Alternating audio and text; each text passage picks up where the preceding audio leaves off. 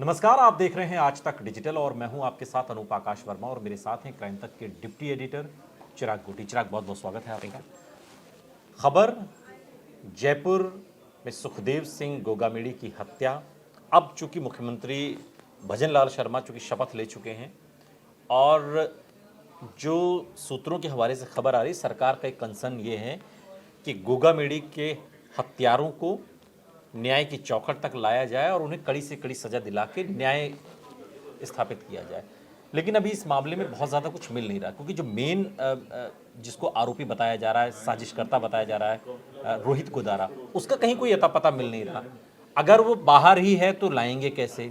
और ये जो छोटे छोटे किरदार और उससे जुड़ती हुई कड़ियाँ नज़र आती हैं, ये जस्ट फिलर लगती हैं कि ठीक है साहब, इनका रोल है, इनको ही पकड़ लो, इनको ही पकड़ लो, इनको ही पकड़ लो। लेकिन जो मेन आदमी है उसका तो कोई अता पता समझ में नहीं आ रहा। अभी क्या अपडेट है? बिल्कुल आपने ठीक कहा, मेन आदमी का तो अता पता ही नहीं, ये नहीं पता वो कौन सी कंट्री में है। अमित गोदारा की मैं बात करता हूँ, जिसने सोशल मीडिया पर क्लेम भी किया था। सवाल ये उठता है कि आपने पकड़ा वीरेंद्र को, आपने पकड़ा दाना को, आपने पकड़ा 3 शूटर्स को, जिसमें उधम भी शामिल है। ये साफ हुआ कि गोदारा ने ये पूरा प्लान रचा था। ये साफ हुआ वीरेंद्र उसका खास आदमी था जिसने ये सब कुछ किया। महेंद्र सबके लिए हथियार लेकर आया। महेंद्र भी गायब, अभी तक पकड़ में नहीं आया। उसकी बीबी का रोल भी आया कि वो भी साथ में बैठकर जो है वो नितिन फौजी को खिला पिला रही थी और उसके बाद जो है उसको हथियार भी मुहैया कराने में उसका रोल था। यानी साजिश में वो भी शामिल थी। उसको भी अरेस्ट कर लिया गया। लेकिन आप देखिए, ये कड़ी जो है 5-6 लोग अरेस्ट करने से पूरा केस तो वर्कआउट नहीं हो गया। अभी भी आप देखिए कई सारी चीज़ें निकल कर आ रही है। एक चीज़ ये भी सामने आ रही थी कि जो सुखदेव गोगामणि, उसके खिलाफ भी कई सारे मामले दर्ज थे जो कि जांच में निकल कर आए। तो यानी ये कहा जाए कि वो भी दूध के धुले थे, ऐसा नहीं था। प्रॉपर्टी के बिजनेस से क्रिमिनल्स के साथ जो है वो एक तरह से सपोर्ट करना उन लोगों का, यही शायद बात अकर रही थी लॉरेंस गैंग को, तभी निशाना बनाया उनको, जो कि इन्वेस्टिगेशन में बात सामने है। तो कहने का मतलब ये है कि कहीं ना कहीं इसमें जो एंगल है वो प्रॉपर्टी का, प्लस 3-3 शादियां होना, तो ये भी कोई एक नॉर्मल बात तो नहीं है। बिल्कुल जाहिर सी बात है। तो अगर आप पिक्चर की उस साइड देखो, देखिए, लेकिन ये मर्डर जस्टिफाइड नहीं होता। वही इसी पर मैं आ रहा हूं। इससे मर्डर वो 3 जस्टिफाइड शादी करे चाहे 300 शादी करे, उसका मतलब नहीं मर्डर हो जाएगा। वही बात वो अगर क्रिमिनल है तब भी उसका किसी को मर्डर करने का थोड़ी अधिकार मिल गया। वही बात है। लेकिन आप समझिए, कोई अगर क्रिमिनल इस तरह के एक्ट करता है तो नेचुरली वो उन्हीं लोगों को निशाना बनाता है जिन लोगों से उसकी दुश्मनी होती है। अब वो दुश्मनी जो होगी वो नेचुरली कोई वही लोग हैं जो सपोर्ट कर रहे हैं या तो दूसरी पार्टी को सपोर्ट कर रहे हैं। इस केस में भी ये था। दूसरी चीज़, इस केस में ये भी निकल कर आया था कि जो एक शूटर था, यानी कि रोहित राठौर जो शूटर था, वो रेप केस में बंद था। वहाँ जो लड़की थी उससे भी गोगामणि के रिश्तों की बात सामने आ रही है, क्योंकि तभी उसने सपोर्ट किया था उसको, गोदारा को, इसको राठौर को। राठौर के अगेंस्ट में वो गया था, लड़की को सपोर्ट किया था। तो कहने का मतलब ये है कि वो बात ठीक है। महेंद्र का भी कुछ समझ में नहीं आ रहा है क्या? महेंद्र का भी आप देखिए, अभी तक तो ये क्लियर है कि उसने हथियार लिए। उसकी वाइफ पूजा पिछले काफी पूजा सैनी को तो पकड़ लिया गया है, उससे कुछ क्लू मिला क्या? देखिए, अभी उसके बारे में कोई क्लू नहीं है। वो जयपुर में रह रहा था, इसके साथ रह रहा था। पिछले काफी समय से उसकी तलाश की जा रही है और इस केस में साफ साफ है कि उसने हथियार दिए। राजू ठेठ वाले मामले भी उसने हथियार दिए, ये भी बात सामने आई है। कोटा में पहले रहता था, शादीशुदा था, उसके बाद उसने क्राइम की दुनिया में गया, शराब बेचने लगा।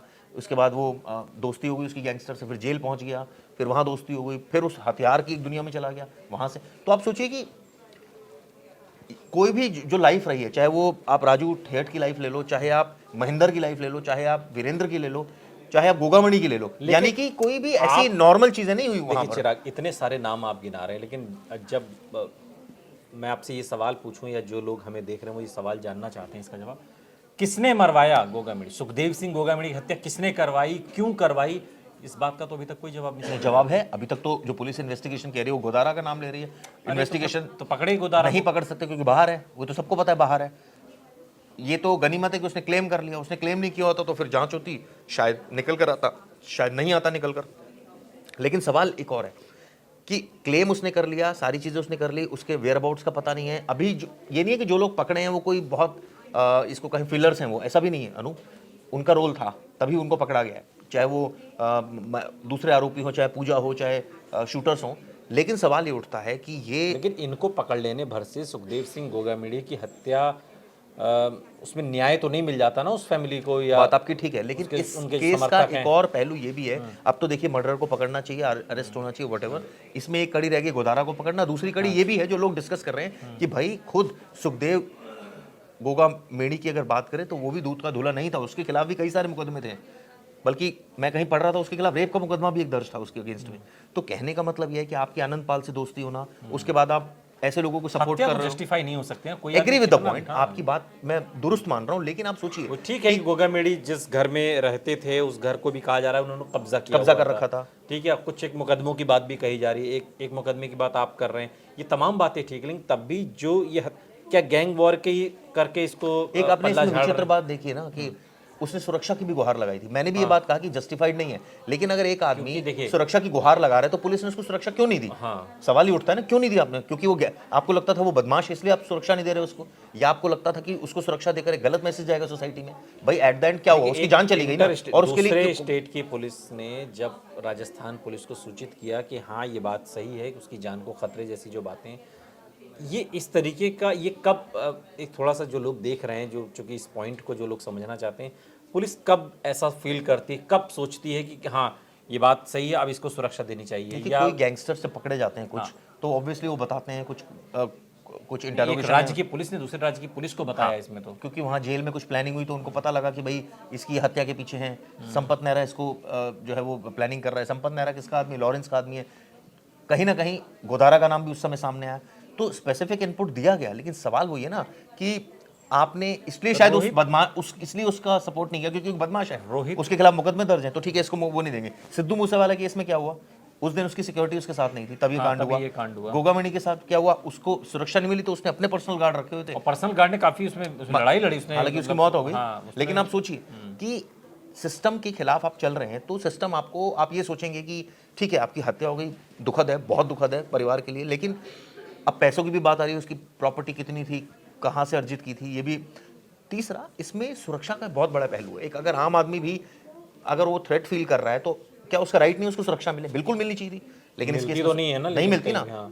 शायद इसलिए नहीं मिलती इस इंप्रेशन से कि यार बदमाश तो खुद ही है, इतने तो मुकदमे हैं, हमारा ये काम है, इसको हम सिक्योरिटी देंगे, ये तो और न्यूसेंस क्रिएट करेगा। तो देखिए ये भी बात होती है।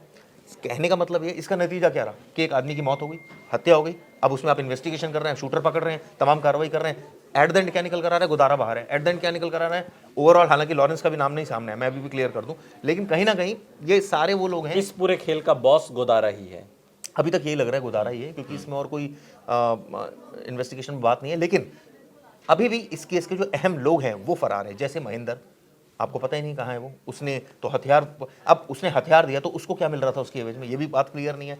वीरेंद्र को क्या मिल रहा था इसकी एवज में, ये भी बात क्लियर नहीं है। दानव को क्या मिल रहा था इसकी एवज में, ये भी बात क्लियर नहीं है। क्यों उसने गोदारा की बात मान ली, ये भी बात क्लियर नहीं है। गोदारा ने क्या फेवर देना था, ये भी। अभी पुलिस किसके पीछे लगी है? महेंद्र को पकड़ने में? बिल्कुल महेंद्र को पकड़ने में, और जो कड़ियां इसमें जुड़ी है, शायद कुछ और आरोपी भी इसमें पकड़े जाएं। लेकिन एक चीज से क्लियर हो गई, जो हम पहले भी डिस्कस कर चुके हैं, जेल में प्लानिंग होना बहुत खतरनाक है, आरोपियों का आपस में मिलना बेहद खतरनाक है। तो कोई पॉलिसी बनाई, मत मिले आरोपी आपस में, जब मिलेंगे तो ये वो तो करेंगे सारी, इस तरह की स्थिति पैदा होगी, और पैदा होगी तो फिर ये घटनाएं भी होंगी, फिर आप इन्वेस्टिगेशन करते रहिए, फिर एट द एंड यही आएगा कि एक तो आरोपी बाहर है जी, हम उसका कुछ कर नहीं सकते, जैसा इस केस में हुआ। ऐसे तो बहुत सारे केसेस में है, बाहर हैं कई सारे ऐसे जो गैंगस्टर हैं। अगर आप उंगलियों पे भी नाम गिनना चाहें तो बहुत मुश्किल काम नहीं है। सबसे बड़ा नाम तो इसमें दाऊद इब्राहिम का ही है, और उसके बाद भी ये फेहरिस्त लंबी है। कुछ लोग कनाडा में या कई अलग अलग कंट्रीज़ में ये लोग हैं, और वहाँ से बैठकर हिंदुस्तान में ये लोग अपने जो भी मंसूबे हैं उसमें कामयाब भी हो रहे हैं। उनके शूटर्स यहाँ पर हैं जो उनके एक इशारे पर किसी की भी जान लेने पर आमादा हैं, जान ले रहे हैं। ये सरकार के लिए बहुत बड़ी चिंता का विषय है, जांच एजेंसियों के लिए बहुत चिंता का विषय है कि आखिर इस तरीके के क्राइम को कैसे रोका जाए, जिसका मास्टरमाइंड विदेश में है, काम यहाँ पर हो रहा है, पकड़े तो पकड़े किसे। बहुत बहुत शुक्रिया चिराग इस तमाम जानकारी के लिए आपका। यहाँ रुक रहे हैं लेकिन आप कहीं जाइएगा नहीं, बने रहिए हमारे साथ, देखते रहिए आज तक डिजिटल।